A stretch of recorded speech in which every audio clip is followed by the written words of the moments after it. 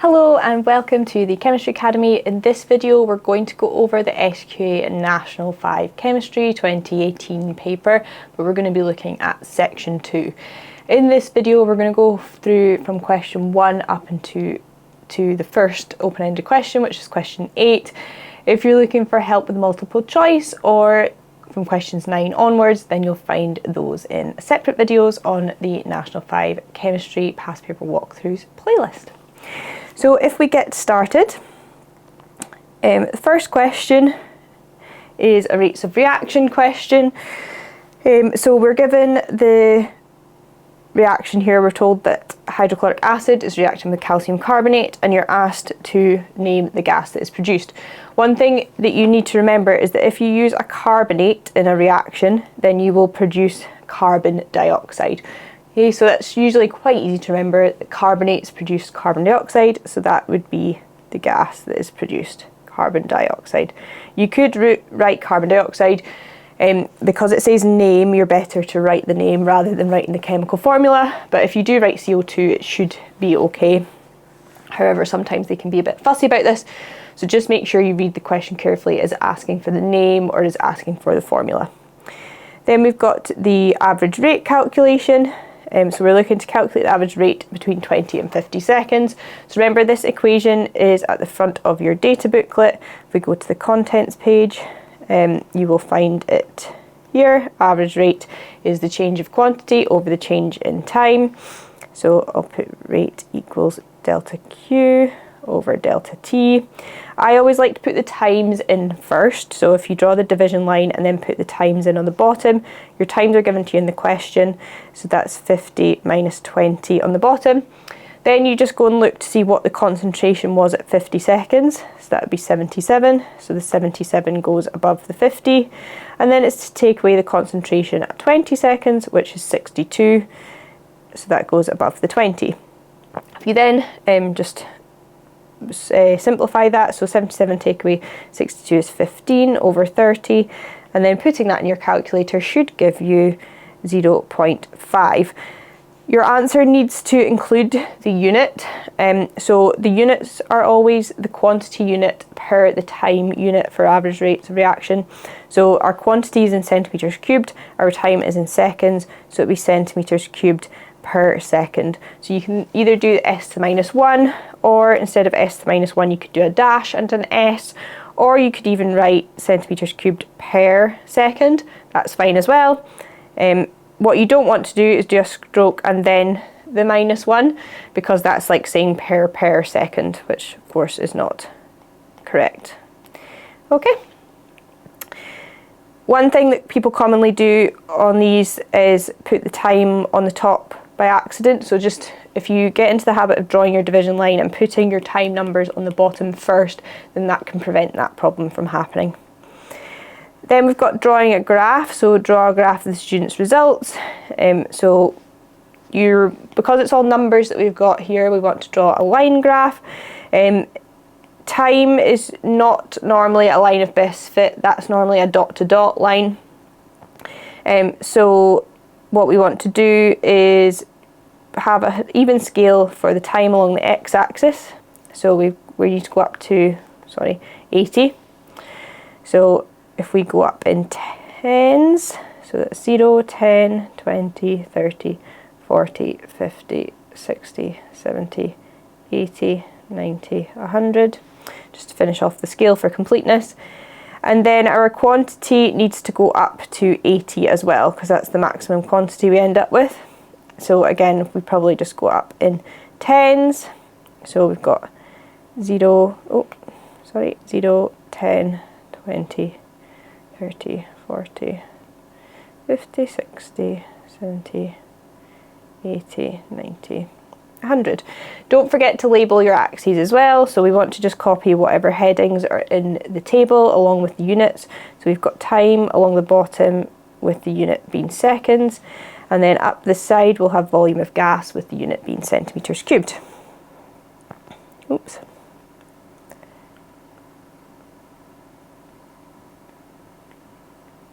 Oh, an extra S there. Okay, so that's ours got 2 marks. out of 4 so far, because we've got even scales on each axis, and we've also got units with appropriate, headings with appropriate units. So now all we have to do is plot our points. So if we go to the table, we have a 0, 0 point, so we do need to plot that one on. So if we put a wee X where 0, 0 is, then we've got at 10 seconds, it was 48 centimetres cubed. So if we go along to 10 and up to 48, remember when you're doing plotting, you go along the corridor, up the stairs.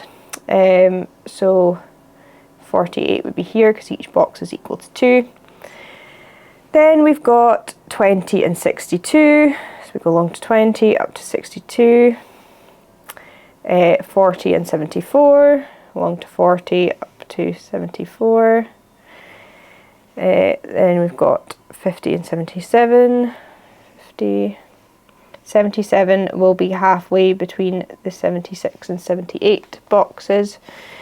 Then 60 and 79. So you can see the reaction is starting to slow down now.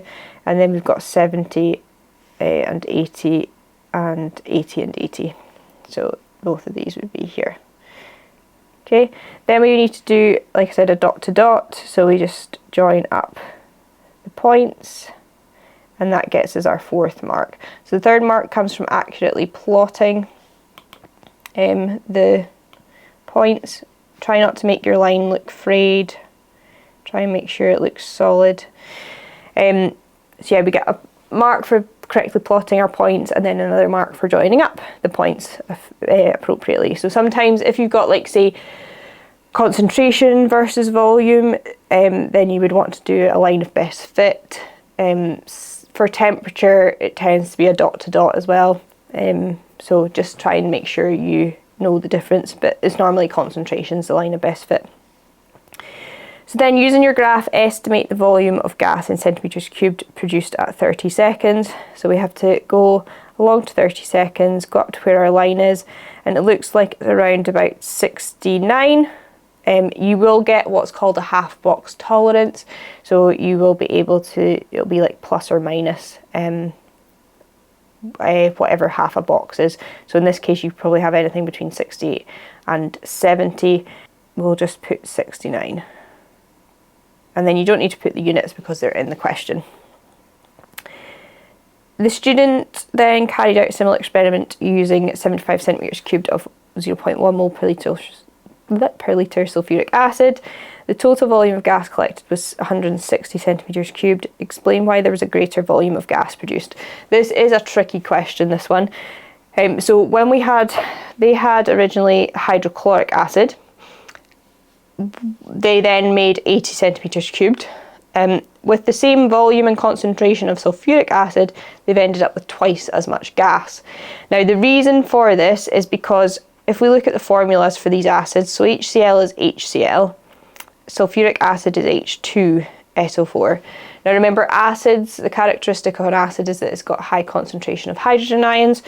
So if we look at sulfuric acid, it's actually got double the concentration of hydrogen ions when compared to the same volume and concentration of hydrochloric acid. So in terms of explaining why you get more gas produced, you just need to state the fact that sulfuric acid has double the concentration of hydrogen ions when compared to the hydrochloric acid. If we then look at question 2, the type of polymerization taking place, the only type of polymerization that you learn of in National 5 Chemistry now is addition polymerization.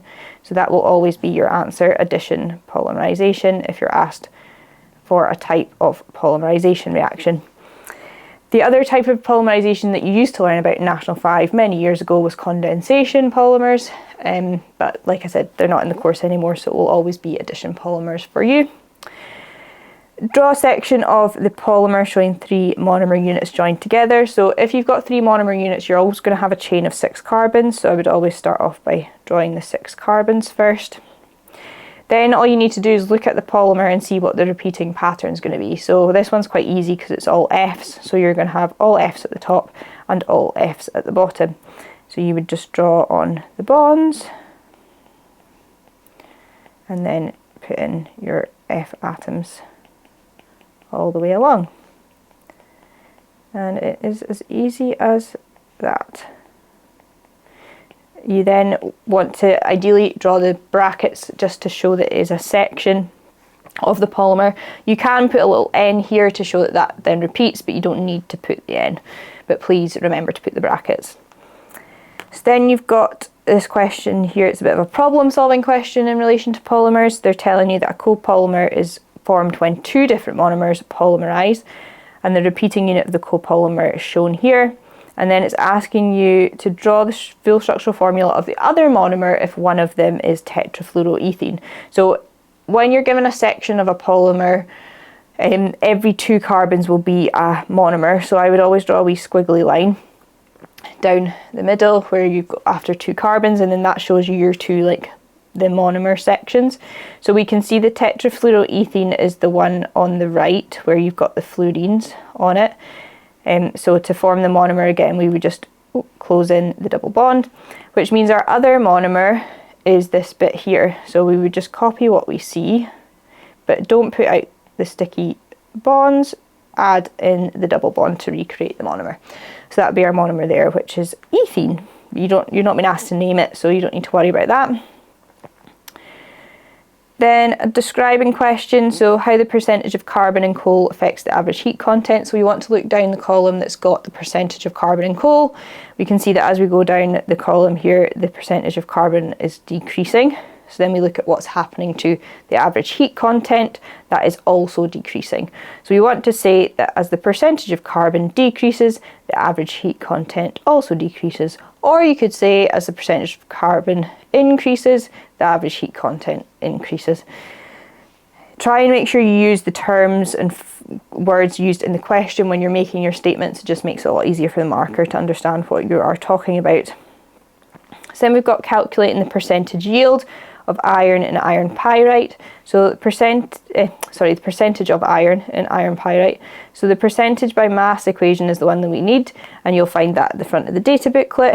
It is this one here. So we've got M over GFM times 100. And M is the mass of the substance that you're interested in. The GFM is the total GFM of the substance that thing is in. So the thing we're interested in is iron. So we're wanting the total mass of iron in this substance. And the GFM will just be that of the iron sulfate that we've got here. So if we look up the masses of these things in the big table in the data booklet. So iron is here. It's got a mass of 56.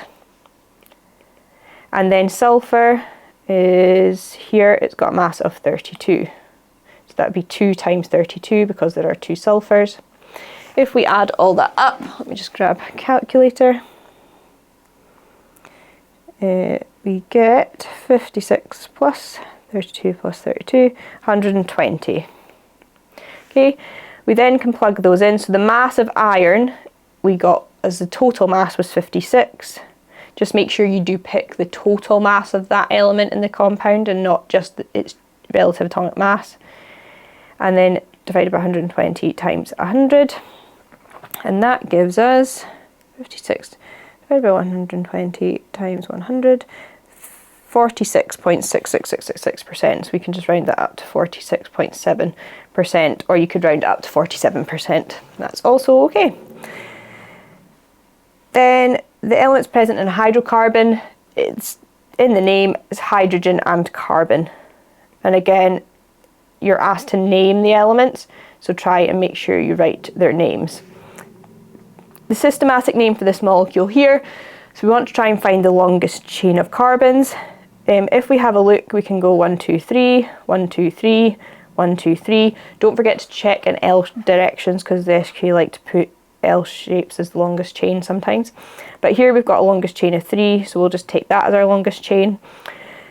Because it's an alkane, it means it's going to end in ane. There's 3 carbons in a long chain, so that makes it propane. And then we've got one branch here, which has got 1 carbon in it, so that means it's a methyl branch. And it's on carbon 1, 2. So it'll be 2-methyl propane. Then for this question here, so circle the correct words to complete the sentence. So compared to isobutane, butane has a higher boiling point as. So things that have covalent molecules that have higher boiling points tend to have higher boiling points because they've got stronger attractions between their molecules. So it's stronger intermolecular forces. Okay, if the boiling point was lower, then it means there's weaker intermolecular forces or attractions between the molecules.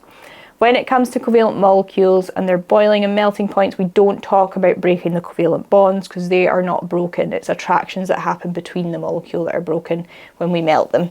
So just try and remember that. Then a predicting question. So for these ones, we want to always check to see what the difference is as we go down the table, so that we can then repeat the pattern. So as we go from 36 to 69, that's adding 33. From 69 to 98, that is adding 29. And then from 98 to 26, we are adding 28. Hopefully my maths is right. So the safest bet is usually to add on the last difference.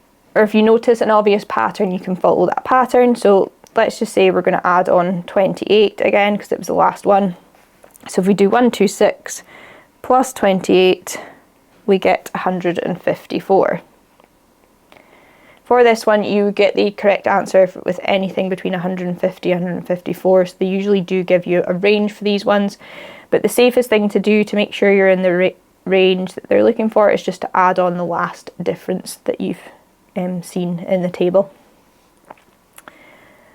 Then a bit of a literacy problem-solving question. Naming the 3 chemicals found inside the gas generator before any chemical reactions take place. So you're wanting to read the passage and identify what those things are. So it mentions inside the airbag as is a gas generator containing. So those are your 3 chemicals: sodium azide, potassium nitrate, and silicon dioxide. So you'd write down the names of those. The compound produced in the second reaction that would give a lilac flame colour. So it says we wish to use our data booklet. We want to use the flame colours table on page 6. So we can see that potassium would give the lilac flame colour, which means we're looking for something that contains potassium. So if we have a look, we've got things that contain potassium. There's potassium nitrate, and there's also potassium oxide. So we just need to make sure at what stage. So it's saying a compound produced in the second reaction. So if we look for what it says about the second reaction, it produces nitrogen gas, sodium oxide, and potassium oxide. So it's the potassium oxide we would need, because the potassium nitrate is not a product in the second reaction. So although it is something that contains potassium and would give us a lilac flame, it's not produced in the second reaction, so it's not the answer they're looking for.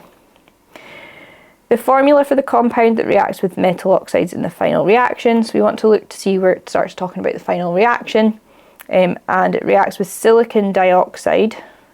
So the formula for silicon dioxide is just what it says in the name.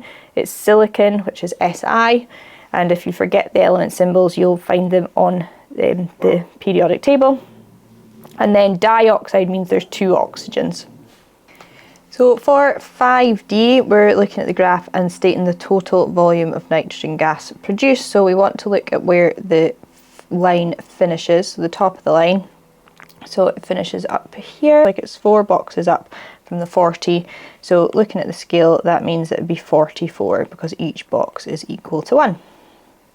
In your exam, you should have a ruler that you can use to see where the line is meeting, so just make sure you use that, because sometimes if you just follow it with your fingers, you can end up accidentally moving down or up a box.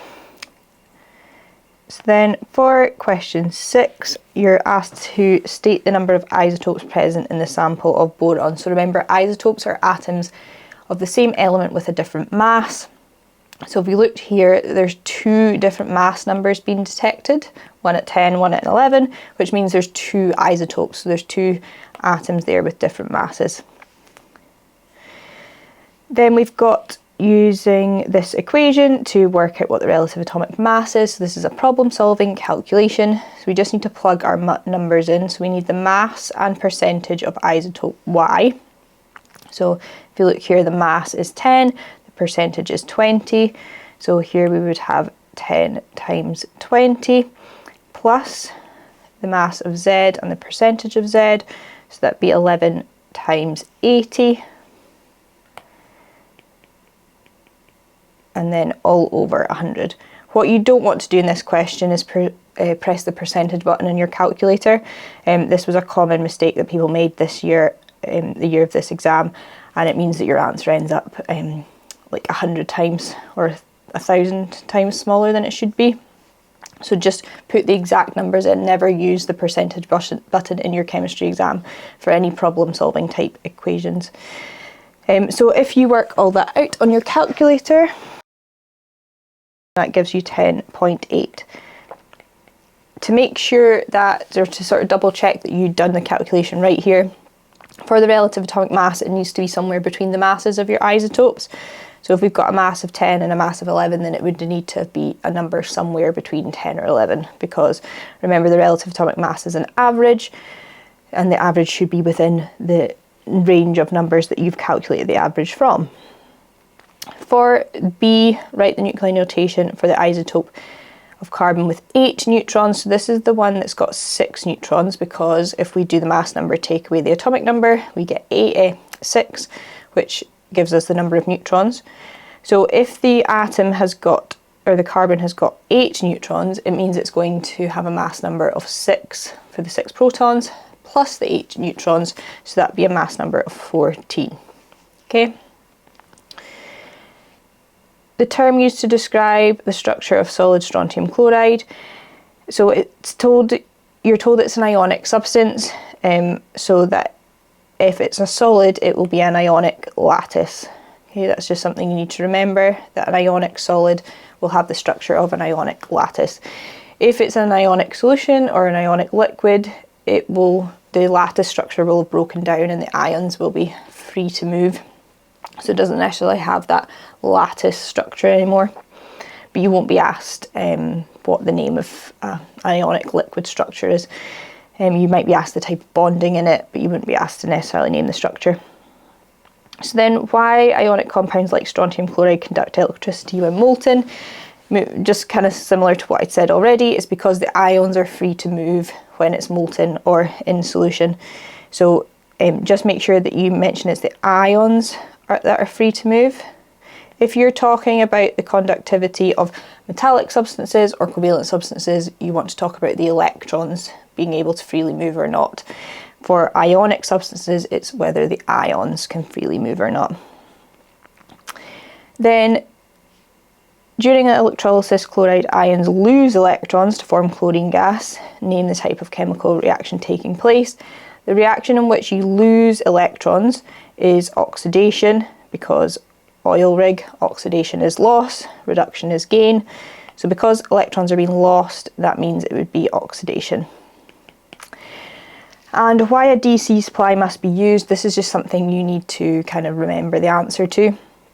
You need the DC supply, which stands for direct current, because that will give you 2 oppositely charged electrodes, which allows for the separation of the charged ions. If you had an AC, an alternating current, you wouldn't have 2 oppositely charged electrodes, so you would have no way of separating out the positive and the negative ions. When you're writing this answer though, you need to be very specific in the wording. So the best way to, and you need to be very explicit as to why the DC supply must be used. So you want to say to give 2 oppositely charged electrodes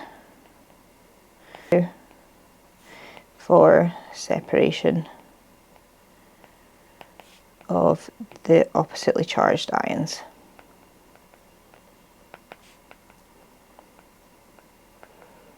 Okay, so again, just make sure for any explain questions that you fully explain your answer. So they do tend to sometimes be a bit wordy, even if they're only worth 1 mark. Then the last one for this video, the open-ended question. So this one's on water, and you're just asked to use your knowledge of chemistry to comment on the chemistry of water. So we all know what the chemical formula of water is, which is chemistry. So the chemical formula H2O, that tells you how many hydrogen atoms and oxygen atoms are in it, so you could talk about that. You can draw the shape of the molecule. give the name of the shape of the molecule, which is angular. You could then talk about how the atoms are actually bonded to each other. So you could talk about covalent bonding and draw your electron sharing diagram. So you could do that. Yeah, talk about covalent bonding. The electrons, pairs of electrons are shared. You could then talk about the properties of the water. So does it conduct electricity? It's actually one of the few covalent substances that does conduct electricity, and that's because it's partially ionic. So then you could talk about the concentrations of the hydrogen and hydroxide ions that are in it. What else could you talk about? You could talk about the pH then, I guess, which relates to the hydrogen ion concentration and hydroxide ion concentration being equal. You could talk about the reactions that it can undergo. So, for example, you can use it in an addition reaction with an alkene to form an alcohol. So that would be specifically a hydration reaction. You could draw out an example of the hydration reaction. Drawing examples of reactions is a very good thing to do in your open-ended question, as well as drawing the molecules. You could then show that you know the name of that alcohol as being ethanol, because that's, again, extra chemistry. You could talk about how that is a hydroxyl group, because again, that is chemistry. So you're just basically trying to regurgitate as much of your chemistry notes as you can in these open-ended questions. Other things you could talk about, the fact it's produced in neutralization, it's produced in combustion reactions. I don't think what else. There's a lot of possibilities here. So yeah, just anything you can think of that relates to water. You could talk about electrolyzing it to form hydrogen and oxygen gas, which allows you to then talk about electrolysis, where you split things up with by passing electricity through it. The hydrogen ions are positive, so they would move to the negative electrode. The oxide ions are negative, so they would move to the positive electrode. And then you could talk about, again, the gas test, so how you could tell which gas was which. So hydrogen burns with a pop, oxygen relights a glowing splint. So yeah, there's loads you could talk about here. So sometimes the most vague open-ended questions are the easiest ones once you get going, because there's a lot of stuff you could talk about, but they're also the hardest ones to get started sometimes because they are so generic. So just try and pick something that's related that you remember learning about in your course, and just try and start writing about it and see. Then just keep asking yourself, right, how can I expand on this? How could I expand on this? Okay, so like I said, if you're looking for help with the multiple choice or the rest of this paper, that'll be in a separate video. I hope you find this useful. I hope your studying is going well, and I will see you again soon.